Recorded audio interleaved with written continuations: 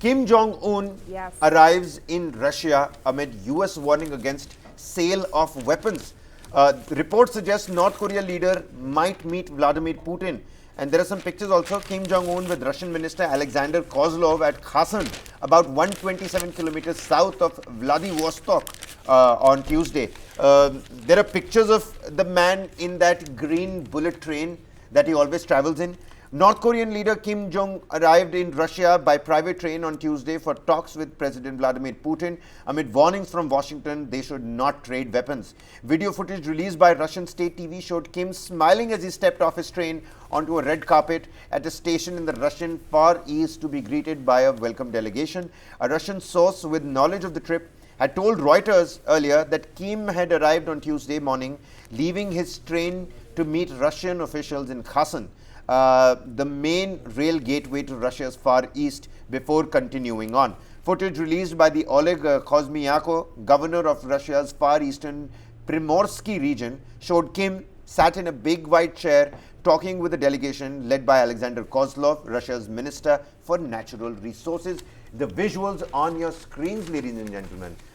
Kim Jong Un, you don't get to see this man not launching a nuclear weapon or not doing something inside North Korea. Him stepping outside means business for sure. United States has warned them, do not trade weapons.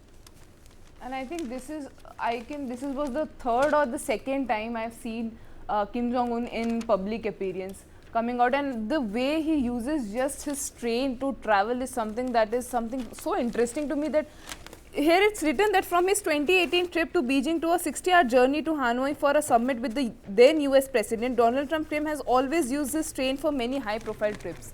Like this, it say that it's a moving fortress. So I think it's so important that this green train, why is he traveling in that? And if we talk about the bilaterals that might have happened between Russia and Korea, I think it's very important for us to be careful of it. US is raising alarms. I think everybody should you're understand. actually right, but I'm telling you, people will be more interested in that train. Yeah. What are the special features of that train? Actually, we could do a quick YouTube video on that as well. A great idea. We should put out a video on the special features of this particular train. Inside the moving what's behind fortress. The green color, yeah. The moving fortress, and what is it that makes Kim Jong Un, only travel? I mean, what is in there that he can sit in a train for 60 hours? I mean, what is in the train? I really want to know, because why somebody will choose not to fly and use a train? I mean, it's a private train, and it's a class ki baat hai, status ki baat hai. People would like to travel in private jets. People would like to travel in chartered yachts and cruise lines. The man travels in a special train. What's wrong with that? You think the trains are going away from the fashion and trend? Well, look at this guy. Yeah, I think he is the only who's the brand ambassador of the trains can be used to, if you want to travel from Korea to US, you can also use a train. So I have to give it to Kim Jong Un, and the way he's making the public appearance. I think I've seen him for the second or the third time making an appearance, smiling, and actually nothing related to anything, weaponry or anything. He's not launching any nuclear thing. He's just there to meet Putin. And I'm really excited what they are going to do, what the talks are going to be about. So I think we have to be, concerned about the meet as well, because it might intensify the Ukraine-Russia war if the, arms deal is on the table.